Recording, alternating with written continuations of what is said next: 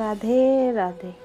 আমার চ্যানেলে আসা সকল ভক্তবৃন্দকে জানাই অন্তরের গভীর থেকে প্রণাম। রাধে রাধে। আজ আমরা শুনব রাধা ও শ্রীকৃষ্ণের এক গভীর কাহিনী, যে কাহিনী শেখায় ভক্তি কখনো দেখা যায় না, কিন্তু অনুভব করা যায়।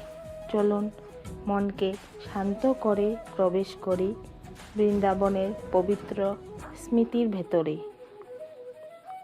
একদিন বৃন্দাবনে প্রচণ্ড ঝড় উঠেছিল। যমুনার জল অস্থির, গাছের পাতা কাঁপছে, সব গোপী ঘরে আশ্রয় নিয়েছে, কিন্তু রাধা একা দাঁড়িয়ে আছেন কদম্ব গাছের নিচে। কারণ তিনি জানতেন ঝড়ের মধ্যেও কৃষ্ণ আসবেন। অনেকক্ষণ পর ঝড় থেমে গেল। দেখা গেল কৃষ্ণ ধীরে ধীরে এগিয়ে আসছেন। কৃষ্ণ বললেন, রাধে, ভয় পেলেন না। রাধা মৃদু হেসে বললেন, যেখানে তুমি আছো সেখানে ভয় আসে না শ্যাম। কৃষ্ণ চুপ করে রাধার দিকে তাকিয়ে রইলেন। তারপর বললেন, রাধে, সবাই আমাকে দেখে, কিন্তু তুমি আমাকে বোঝো। রাধা বললেন, তোমাকে বোঝা যায় না শ্যাম, তোমাকে শুধু বিশ্বাস করা যায়। কৃষ্ণ ধীরে ধীরে বাঁশি নামালেন। আজ বাঁশিতে সুর নেই, কারণ সুর জন্মায় রাধার নীরবতায়। কৃষ্ণ বললেন, রাধে, যদি একদিন এই বৃন্দাবনও আমাকে না পায়।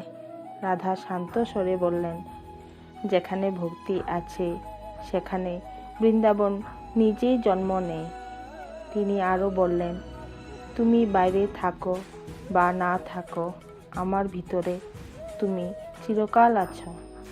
সেই মুহূর্তে কৃষ্ণ বুঝলেন রাধা তার শক্তি, রাধা তার আত্মা।